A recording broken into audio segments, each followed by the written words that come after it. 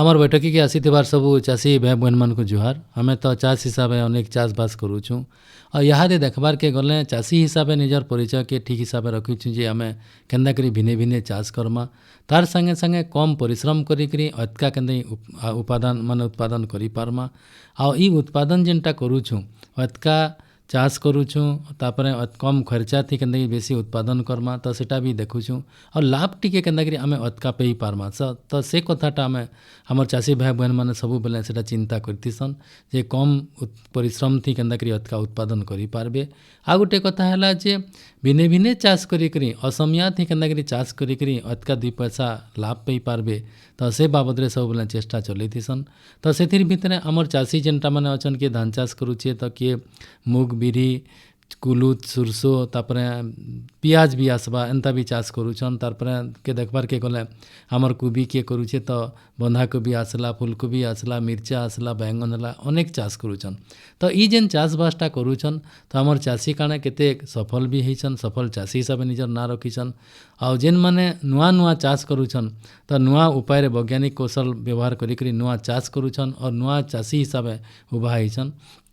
तो सेनता आमर आ चाषी गोटे आज आमर बैठक के आसीछन तांकर ना होचे मदन मोहन प्रधान आज्ञा तेलमुंडा रियामाल देवगढ़ नु आसीछन। आ से गोटे माने सफल चाषीयान भल चाष करी केन्दा 2 पैसा अतका लाभ पाई पेरिछन। तो से बाबद तांकर नु जानमा जे केन केन चाष करूछन काकाणा चाष करूछन केन्ता करी चाष करूछन आपन को आमर बैठक के स्वागत जनाऊछु। जुहार नमस्कार। तो पहला आमर चाषन को गोटे कथा कहूँ जे आपन केन केन चाष करसन। पहला तो मोर बड़ चाष होउची धान चाष ता साइड रे रखुची मुग बिरी हरड़ डाली जातीय सोरिषो आज्ञा आउ धान तो कहले मुग बिरी कथा कहले सुरसो कथा कहले हरड़ चाष भी कले तो आपन इटा के छाड़ी करी औ केन चाष करूछन काकणा रखीछन सेटा ठीक। आलू चाष होउची पियाज चाष होउची आज्ञा आउ गाय दामु रखीछन के गाय 4टा अछन आज्ञा। तो यहाँ तो भल कथा टे कहले आम चाषी भाई मान को जे पहला धान चाष है मुग बिरी माने आम जेनटा कि दाल खाऊँ से आमको माने गिनबार के नहीं पड़े।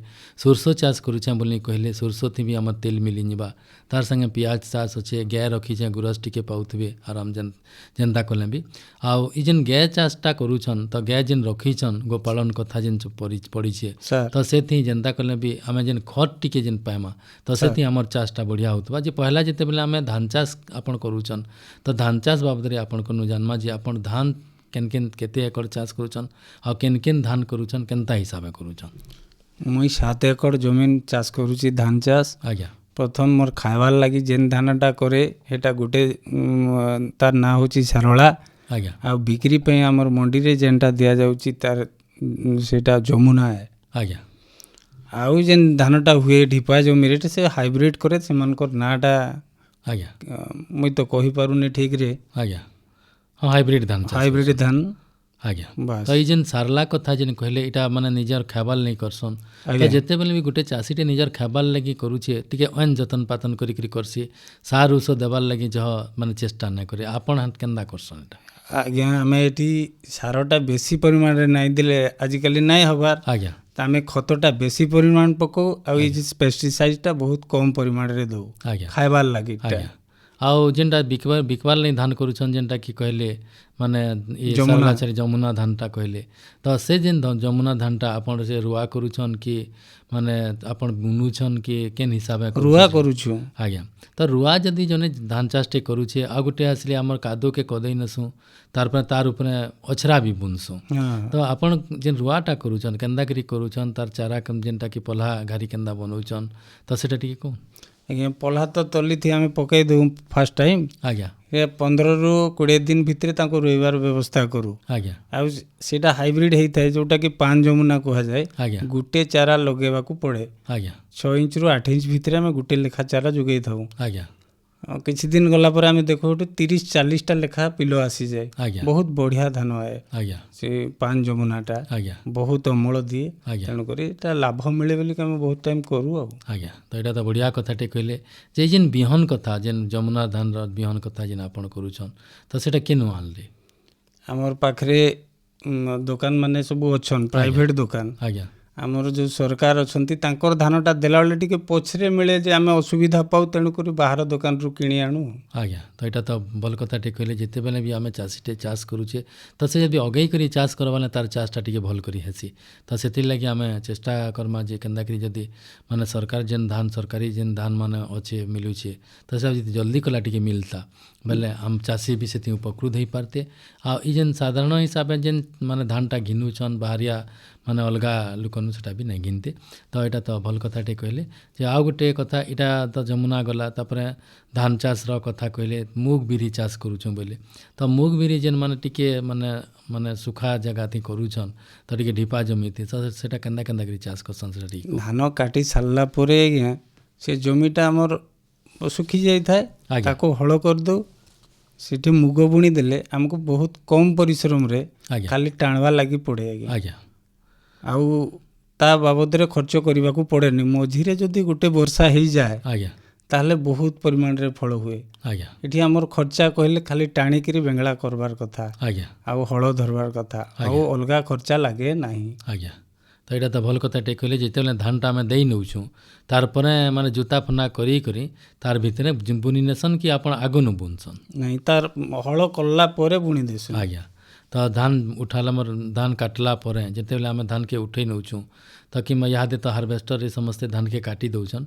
ତାରପରେ ଆମେ କାଣା ପାଣି ଯଦି ଶୁଖା ଥିବା ପାଣି ମଡ଼େଇକରି ତାହାକେ ଭଲ କରି ଜୁତି କରି ମାଇଟ୍ ଗୁଣ କରିକରି ଆମେ ଯଦି ମୁଗ ବୁନି ନେମା ବେଲେ ସେଟା ଆମର କାଣା ସେ ମାଟିର ଉଲ୍ହାଥି ଯେନ୍ଟା ଓଲ୍ ଥିସି ତ ସେଥି ବି ହେଇଯାସି। ଆଉ ସେ ଭିତରେ ଯଦି ବି ମଝି ଗୋଟେ ଯୁଡ଼େ ବର୍ଷା ହେଇଯିବା ବେଲେ ଚାଷୀକେ ବିଲକୁଲ ପାନ୍ ଦେବାର୍କେ ନା ପଡ଼େ। ଖାଲି ଯେନ୍ ଫୁଲ ଫୁଟିଲା ସମୟଥି କିମ୍ବା ଯେନ୍ ବର୍ଷା ହେଲା ପରେ ସାର ଟିକେ ଅଧେ ଦେବା, ଆଉ ତାର ସାଙ୍ଗେ ସାଙ୍ଗେ ଫୁଲ ଫୁଟିଲା ସମୟଥି ସାର ଉଷ ଯେନ୍ କେନ୍ କୌଣସି ଯୋଉ ଯଦି ରୋଗ ଲାଗିଲେ ରୋଗ ଟିକେ ଲାଗିଥିବା ବେଲେ ସେଥିରୁ ଟିକେ ତାକେ ନିରାକରଣ କରବାର୍ ଲାଗି ଟିକେ ଯଦି ସେ ଚେଷ୍ଟା କରବା ବେଲେ ଯେନ୍ତା କଲେ ବି ତାର ଆଦାୟଟା ଅଟକା ହେବା। ଅଥି ଯେନ୍ଟା ମୁଇଁ ଇହାଦେ କହୁଥିଲି ଯେ ଆମେ ପରିଶ୍ରମ କମ୍ କର୍ମା ଆଉ ଉତ୍ପାଦନ ଜହ କର୍ମା ତ ସେଟା ହିଁ ହେବା। ତ ଏଇଟା ମୁଗ ବିରିର କଥା ଗଲା। ସୋର୍ଷ ବି ହେନ୍ତା ଚାଷ ତ କରାହେଉଛି, ଏନ୍ତା ହିଁ ହେସି। ତ ଆଉ ଗୋଟେ ଆସିଲା ଆପଣ ପିଆଜ ଚାଷ କରସି ବୋଲି କହେସନ୍ କହିଲେ। ଆଜ୍ଞା। ତ ପିଆଜ ଯେତେବେଳେ ଚାଷଟେ କରୁଛୁଁ ତ ଇହାଦେ ଆମେ ତ ଆରମ୍ଭ କର୍ମା ତାର ପଲ୍ହା ପକାବାରଟା। ତ ଆପଣ ଯେନ୍ ପଲ୍ହାଟା ପିଆଜ ଥି କାଣା ହେସି ଯେନ୍ଟାକି ଆମେ ୱେଲ୍ ବୋଲି କହୁଛୁଁ, ଆଜ୍ଞା ଆଉ କେତେ ଜାଗାରେ ଉଲି ବୋଲି ବି କହୁଛନ୍। ଆଜ୍ଞା ତ ସେ ଜାଗାରେ ଆମେ ଯେତେବେଳେ ଚାଷଟେ କରୁଛୁଁ ତାର ପହଲା ହେଛେ ଯେ ଆମକୁ କାଣା ଦେବାର୍କେ ପଡ଼୍ସି ଯେ ପହଲା ତାର ହଉଛେ ପଲ୍ହା ପକାବାର୍କେ ପଡ଼୍ସି। ଆଉ ଯେନ୍ ପିଆଜର ପଲ୍ହାଟା ଭଲ କରି ଯତ୍ନ ଯଦି ନାଇଁ କରବେ ଆଉ ଟିକେ ଯଦି ଜଳବାୟୁ ପରିବର୍ତ୍ତନ ହେଇଗଲା ମାନେ ବାଦଲ ପାଗ କଲା ତ ସେନୁ ପିଆଜର ପଲ୍ହାଟା ନୁକସାନ ହେଇଯାସି। ତ ଆପଣ କେନ୍ତା କେନ୍ତା କରସନ୍ ପଲ୍ହା ଲାଗି ଟିକେ କହୁ? ମାଟିକୁ ପହଲା କରି ଆମେ ଗୁଣ୍ଡ କରିକି ରଖୁ। ଆଜ୍ଞା ଗୁଣ୍ଡ ହେଇଗଲା ପରେ ସେ ଯେନ୍ ପଲ୍ହାଟା ମଞ୍ଜିଟା ଆଣିଥାଉ ତାକୁ ଥଣ୍ଡା ପାଣିରେ ଆଜ୍ଞା ବୁତରେଇ ଦେଉ। ଆଜ୍ଞା ସେଟା 8 ଘଣ୍ଟା କେତେ ବୁତରି ଗଲା ପରେ ତାକୁ ଛାଣି ଦେଉ। ଆଜ୍ଞା ଆଉ ପାଳ ଦେଇକିରି କିଛି ଢାଙ୍କିଣୀ ହିସାବରେ ରଖି ଦିଆଯାଇଥାଏ। ଆଜ୍ଞା ଦିନେ 2 ଦିନ ପରେ ସେଥିରୁ ଗଜା ବାହାରି ପଡ଼େ। ଆଜ୍ଞା ଯେଉଁଠି ଗୁଣ୍ଡ କରିଥିବୁ, ଯେଉଁ ପଟାଳି ବନେଇଥିବୁ ଆଜ୍ଞା ସେ ପଟାଳି ମଧ୍ୟରେ ପକେଇ ଦେବୁ, ଧୀରେ ଧୀରେ କରି ତାକୁ ବିଞ୍ଚି ଦେବୁ। ଆଜ୍ଞା ବିଞ୍ଚି ଦେଲା ପରେ ଉପରେ ଗୁଣ୍ଡ ମାଟି କିଛି ଘୋଡ଼େଇ ହୁଏ। ଆଜ୍ଞା ଘୋଡ଼େଇ ଦେଲେ କ'ଣ ହୁଏ ନା ଗଛଟା ଯେତେବେଳେ ବାହାରେ ସେଇ ମାଟିରୁ ଆଉ ସେଟା ଢେଣିକି ପଡ଼େ ନାହିଁ। ଆଜ୍ଞା ସେଟା ଢେଣିକି ନ ପଡ଼ିବ ବୋଲି ତା ଉପରେ ପାଳ ବିଞ୍ଚେଇ ଦେଉ। ତାପରେ ପାଣି ଛିଞ୍ଚି ଦେଲେ ତାର ଅସୁବିଧା କିଛି ହୁଏନି। ଗଛ ଟିକେ ବଢ଼ିଗଲା ପରେ ସେ ପାଳକୁ ଧୀରେ ଧୀରେ କରିକି କାଢ଼ି ଦେଉ। ଆଜ୍ଞା ଆଉ ସେଟା ଅସୁବିଧା ହୁଏ ନାହିଁ, ପଳା ହେଇଗଲା ଆଜ୍ଞା। ଆଜ୍ଞା, ତ ଏଇଟା ତ ବଢ଼ିଆ କଥାଟେ କହିଲେ ଯେ ଆମର ଯଦି ଚାଷୀ ଭାଇ ବହନମାନେ ସେଟା ଚାଷ କରିବେ ବେଲେ ୱେଲ୍ ପଲ୍ହା ତ ଇହାଦେ ୱେଲ୍ ପଲ୍ହା ବିକି କରି ବି ମାନେ ଆମର ଚାଷୀ ଭାଇ ବହନମାନେ ସେଥି ରୋଜଗାର କରିପାରୁଛନ୍। କେତ କିଏ ଅଧା ଏକଡ଼ କିଏ ଏକଡ଼େ ଏନ୍ତା ବି ୱେଲ୍ ପଲ୍ହା ଖାଲି ପକେଇକରି ସେମାନେ ବ୍ୟବସାୟୀ ଭିତ୍ତିରେ ପଲ୍ହା ପକେଇକରି ସେଟା ବିକୁଛନ୍। ତ ଚାଷୀଟେ ଯଦି ଚାହେଁବା ହେନ୍ତା ବି କରିପାରବା। ଆଜ୍ଞା ତ ଏଇଟା ତ ବଢ଼ିଆ କଥାଟେ କହିଲେ। ଆଉ ଯଦି ସେ ନିଜର ଲାଗି ବି କରୁଛେ ତ ପାକେଟେ 2 ପାକେଟ ମାନେ ୱେଲ୍ ମଞ୍ଜି ଘିନି ଆନିକରି ତ ସେ ପଲ୍ହା ପକେଇକରି ତାର ହିସାବରେ ସେ ଜଗାବା ବେଲେ ବି ଭବିଷ୍ୟତକେ ତାର ଲାଗି ୱେଲ୍ ହେବା। ଆଜ୍ଞା ତ ଆଉ ଗୋଟେ କଥା କହିଲେ ଯେନ୍ ଗାଈ ରଖିଛେଁ ବୋଲି, ଆଜ୍ଞା ତ ଗାଈ ମୋର 2ଟା ଥିଲା, 2ଟା କିଣିଛେ ଏନ୍ତା କରି 4 ପଟ ବୋଲି କହିଲେ। ତ 4 ପଟ ଯେନ୍ ଗାଈ ରଖିଛନ୍ ତାକର ସକାଳୁ ସନ୍ଧ୍ୟା ପର୍ଯ୍ୟନ୍ତ ଯତନ ପାତନ ଲାଗ୍ସି। ତ ଆଜ୍ଞା ଗାଈ ଗୋଟେ ଯେହେତୁ ଜୀବ ତାହାକେ ଚରେଇ ନେବେ କି ବୁଲେଇ ନେବେ, ଦାନା ଦେବେ, ଇ ସବୁ ଜିନିଷ ଲାଗ୍ସି। ଆଜ୍ଞା ତ ଆପଣ ଯେତେବେଳେ ଗାଈ ରଖୁଛନ୍ ତାକର ସକାଳୁ ସନ୍ଧ୍ୟା ପର୍ଯ୍ୟନ୍ତ ତାକେ ଯତନ ପାତନ କେନ୍ତା କରୁଛନ୍, କେତେବେଲେ ଖାଇବାର୍କେ ଦଉଛନ୍, କାଣା ଦଉଛନ୍ ଟିକେ କହୁନ୍? ସକାଳୁ ପହଲା ଉଠିଲେ ଗାଈକୁ ଦୁସରା ଜାଗାକୁ ଡେଗା ଯେଉଁ ଗୁହାଳରେ ବନ୍ଧା ହେଉଥିବ ସେ ଗୁହାଳରୁ ଦୁସରା ଗୁହାଳକୁ ନିଆଯିବ। ଆଜ୍ଞା ଗୁହାଳକୁ ପାଣି ଦ୍ୱାରା ସଫା ହେଉ। ଆଜ୍ଞା ତାପରେ ଗାଈର ଖାଇବା ଦିଆଯାଏ ଆଜ୍ଞା 8ଟା 8:30 ଭିତରେ। ଆଜ୍ଞା ଗାଈକି ଖାଇବାକୁ ଦେଲା ପରେ କ୍ଷୀର ବାହାର କରିକି ଆମେ ଓମ୍ଫେଡ଼ରେ ଦେଉ କିମ୍ବା ଘର ଗାଁ ଲୋକ ନିଅନ୍ତି। ଆଜ୍ଞା ପୁଣି ତାକୁ କିଛି ପୁଆଳ ଦିଆଯାଏ। ଆଜ୍ଞା କେହି ବି ଲୋକ ଚରେଇ ନିଅନ୍ତି, ଆଜ୍ଞା କିନ୍ତୁ ମୋର ଦ୍ୱାରା ସେଇଟା ହେଇପାରେନି। ମୁଁ ତାକୁ ବାନ୍ଧିକି ରଖେ 3 ଟାଇମ୍, ତେଣୁକରି ଖାଦ୍ୟ ଦିଏ। ଆଜ୍ଞା 12ଟା ବେଳେ ଦିଏ, ଆଜ୍ଞା ପୁଣି 4ଟା ବେଳେ ଦିଏ। ଆଜ୍ଞା ଯେଉଁମାନେ ଚରେଇ ନେଉଛନ୍ତି ସେମାନେ 2 ଟାଇମ୍ ଦିଅନ୍ତି।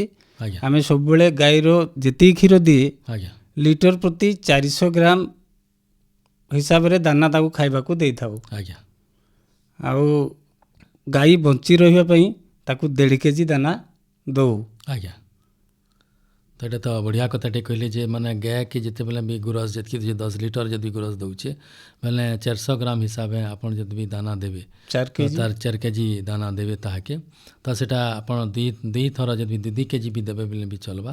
ଆଉ ଗୋଟେ କଥା ଗାଏ ଯେନ୍ ବଞ୍ଚୁଛେ ସେଥିର୍ଲାଗି ଫେର୍ 1.5 କେଜି ଦାନା ବେଲେ ଆମେ 4 କେଜି ଆଉ 1.5 କେଜି ମିଶାଲେ ଆମର ଯେନ୍ତା କଲେ 4.5 କିଲୋ ହେଲାନ ପାଖାପାଖି। ଆଉ ଯେତେବେଳେ ବି ଗୁରସ୍ ନାଇଁ ଦେବାର୍ ତାହାକେ ଆମେ ଟୋଟାଲି ଦାନା ନାଇଁ ଦଉଁ ବୋଲିଟା ନୁହେଁ, ତାହାକେ ଯେନ୍ତା କରି କିଛି 1.5 କେଜି ଦାନା ଦେଲେ ଯାକ ତାର୍ ଯେନ୍ ଶରୀର ଗଠନ ଅଛେ ଯେତ୍କି ମାନେ ଆପଣ ଗୁରସ୍ ଦେଇଥିବା ସେ ତ ତାର୍ ଶରୀର ମାନେ ଯେନ୍ ଗଠନ ଅଛେ ଆଉ ଗୁରସ୍ ଦେଲା ବେଲେ ତାର୍ ଯେତ୍କି ମାନେ କ୍ୟାଲସିୟମ୍ ହେଲା କି ମ୍ୟାଗ୍ନେସିୟମ୍ ହେଲା ଏଟା ମାନେ କ୍ଷୟ ହେଇଥିସି, ତ ସେଟା ସେ ଦାନାରେ ହିଁ ପୂରଣ ହେସି। ଆଉ ତାର୍ ସାଙ୍ଗେ ସାଙ୍ଗେ ଆମେ ଯଦି ତାକେ କଞ୍ଚା ଘାସ ଦେମା ଲଟା ଦେମା ଆଉ ଚରେଇ ବି ନେମା ବେଲେ କାଣା ହେବା ଗାଈର ଗୋଟେ ନାଇଁ ଚରାଲେ କାଣା ହେସି ଗାଈ ଯେହେତୁ ସେ ତାର ମାନେ ଗୋଟେ ଜାଗାରୁ ଅନ୍ୟ ଜାଗାକେ ଚାଲି ଯାଉଛେ ତ ତାର ଶାରୀରିକ ପରିଶ୍ରମ ଟିକେ ହେସି ଆଉ ତାର ଦ୍ୱାରା ତାର ଶରୀରଟା ଠିକ୍ ହିସାବରେ ରହିସି। ଗୋଟେ ଜାଗାରୁ ଗୋଟେ ଜାଗାକେ ଆମେ ଯଦି ବାନ୍ଧି ନେଉଛୁଁ ସେ ଜହ ହେଲେ ଆମେ 50 ମିଟର ବି ତାହାକେ ନାଇଁ ଚଲାବାର ଗାଈକେ।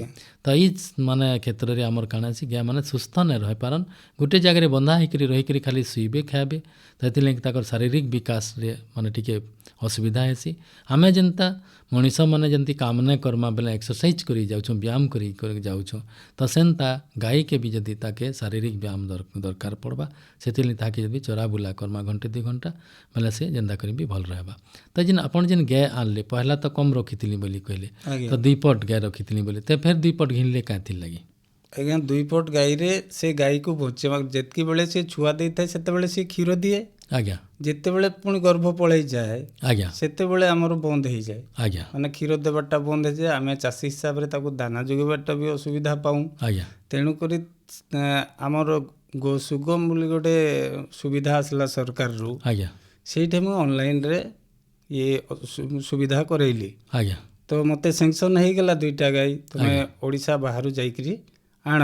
ଆଜ୍ଞା ମୁଁ ଗଲି ଛତିଶଗଡ଼, ମୋତେ ସେଙ୍କସନ୍ ହେଲା ପରେ ଛତିଶଗଡ଼ ଗଲି। ଛତିଶଗଡ଼ରେ ମୁଁ 2ଟା ଗାଈ ନେଇକରି ଆସିଲି, ଆଜ୍ଞା ଯେଉଁଟାକି ମୋତେ ଅଲଗା ଗାଈ ବଞ୍ଚିବାକୁ ଆଉ ସେମାନଙ୍କୁ ବଞ୍ଚେଇବାକୁ ଆଜ୍ଞା ଅସୁବିଧା ହେଉନି। 2ଟା ଗାଈ ବର୍ତ୍ତମାନ କଅଁଳା ଅଛନ୍ତି, ଆଜ୍ଞା ଆଉ 2ଟା ଗାଈ ଫଳ ଯାଇଛନ୍ତି। ଆଜ୍ଞା ବୋଲେ ଆମେ ଚାଷୀ ହିସାବରେ ଆମକୁ ସୁବିଧା ହେଇଛି ସେଇଟା ବଞ୍ଚେଇ ରଖିବା ପାଇଁ। ଆଜ୍ଞା ତ ଏଇଟା ତ ବଢ଼ିଆ କଥାଟେ କହିଲେ ଯେ ଆପଣ ଯେତେବେଳେ ସୁଗମ ପୋର୍ଟାଲରେ ଆପଣ ମାନେ ଗାଏ ଲାଗି ଲୋନ୍ ଯେନ୍ଟାକି ଆମେ କହୁଛୁ ଇହାଦେ ମିଲୁଛେ ଆମର ଚାଷୀମାନଙ୍କୁ, ତ ସେଟା ମାନେ ଆପଣ ଆପ୍ଲାଏ କରେ ଆଉ ସେଠୁ ଆପଣଙ୍କୁ 2 ପଟ ଅନ୍ୟ ମାନେ ରାଜ୍ୟର ଗାଈ ଆଣିକରି ରଖବାର୍ ଲାଗି ଆପଣଙ୍କୁ ମାନେ ସୁବିଧା ମିଳିଲା। ଆଉ ସେଟା ଆପଣ ଯେତେବେଳେ ଦେଖିଲେ ଯେ 2 ପଟ ଗାଈ ଯେତେବେଳେ ଆମେ ରଖୁଛୁଁ ତ 2 ପଟ ଯେତେବେଳେ ମାନେ ଗୁରସ୍ଟା କମେଇ ନେଉଛନ୍ ତ ସେତ୍କି ବେଲେ ଆମର ଯେନ୍ 3-4 ମାସ କି 5 ମାସ ଯେନ୍ଟା ହେବା ତ ସେ ସମୟତେ ଆମେ ଗୁରସ୍ ଆଉ ଦେଇ ନାଇଁପାରୁ। ତ ଗୁରସ୍କେ ସବୁବେଲେ ବାହାର କରବାର୍ ଲାଗି ନିଜର ଘରୁ 2 ପଇସା ସବୁବେଲେ ମାନେ ଉପାର୍ଜନ କରବାର୍ ଲାଗି ଆମକୁ କାଣା କରବାର୍କେ ପଡ଼ବା, ଯଦି 2ଟା ଗାଏ କଅଁଲେଇଛନ୍ 2ଟା ଗାଏ ମାନେ ଗୁରସ୍ ଦେବାର୍ ମାନେ କଅଁଲେଇଛନ୍ ଆଉ ଗୁରସ୍ ଯଦି ଦେବାର୍ରେ ଚାଲିଛେ ତାକର ପ୍ରକ୍ରିୟା ବେଲେ ଆଉ 2ଟା ଗାଏ ଭବିଷ୍ୟତକେ ଦେବାର୍ ଲାଗି ସେଟା ଯଦି ଆମେ ରଖିଥିମା ବେଲେ ବଢ଼ିଆ ହେବା। ତ ସେମାନେ ଯେତେବେଳେ ଗୁରସ୍ ବନ୍ଦ କରିନେବେ ଆଉ 2ଟା ଗାଏ ଆରମ୍ଭ କରିବେ, ତ ସେ ତାକର ଗୁରସ୍ ସରୁନ୍ ଆମେ 2ଟା ଗାଏ ଫେର୍ ଆରମ୍ଭ କରିବେ। ତ ଏନ୍ତା ହେଲେ ଆମର୍ ପରିବାରରେ ଗୁରସ୍ କେବେ ନାଇଁ କମେ ଆଉ ସବୁଦିନ ଗୁରସ୍ ଉତ୍ପାଦନ ଚାଲିଥିବା, ଯଦ୍ୱାରା ଆମର ଯେନ୍ ଗାଁ ଗହଲିରେ ଯେତ୍କି ଲୋକ ଆସୁଛନ୍ ଆମର୍ନିକେ ଗୁରସ୍ ନେଇ, ତାର୍ ସାଙ୍ଗେ ଆମେ ଯେନ୍ ସୋସାଇଟିକେ ଦଉଛୁଁ ଓମ୍ଫେଡ୍କେ ଦଉଛୁଁ ତ ସେଟା ବି ଆମର୍ ସବୁଦିନେ ଚାଲିଥିବା ଆଉ ଆମର୍ ଘରକେ ସକାଳ ପାଇଲେ ଯେନ୍ତା କଲେ ବି 2 ପଇସା ଘରକେ ଢୁକୁଥିବା। ତ ଏଇଟା ତ ଚାଷୀ ହିସାବେ ଏନ୍ତା କରବାର୍ କଥା। ତାର୍ ସାଙ୍ଗେ ସାଙ୍ଗେ ଆମେ ଅନ୍ୟ ଯେନ୍ ଧାନ ଚାଷ ହେଲା ମୁଗ ବିରି ସୋରଷୋ ତ ଏଇଟା ମାନେ ଚାଷ କରିକିରି ଅଧିକା 2 ପଇସା ଲାଭ ପାଇପାରମା। ତ ଯାହା ହଉ ଆପଣ ଆମର୍ ବୈଠକୀକେ ଆସିଲେ ଆଉ ଇ ଯେନ୍ ଆପଣ ଯେନ୍ ଚାଷ କରୁଛନ୍ ଗୋଟେ ହିସାବେ ଯେ ଧାନ କରୁଛନ୍ ମୁଗ କରୁଛନ୍ ବିରି କରୁଛନ୍ ସୋରଷୋ କରୁଛନ୍ ଗ୍ୟାସ୍ ରଖିଛନ୍ ପିଆଜ ବି ଚାଷ କରୁଛନ୍ ଯେନ୍ଟାକି ଆମେ ଓଏଲ୍ ବୋଲି କହୁଛୁଁ। ଆଜ୍ଞା ତ ଇ ଚାଷ ମାନେ କରିକିରି 2 ପଇସା ଅଧିକା ଲାଭ ପାଇପାରୁଛନ୍। ସେଥିର୍ ବାବଦରେ ଆମକୁ ଅନେକ କଥା କହିଲେ, ସେଥିର୍ଲାଗି ଅନୁଷ୍ଠାନ ତରଫରୁ ଆପଣଙ୍କୁ ଧନ୍ୟବାଦ। ଆଜ୍ଞା ଜୁହାର। ଆଜ୍ଞା ଜୁହାର।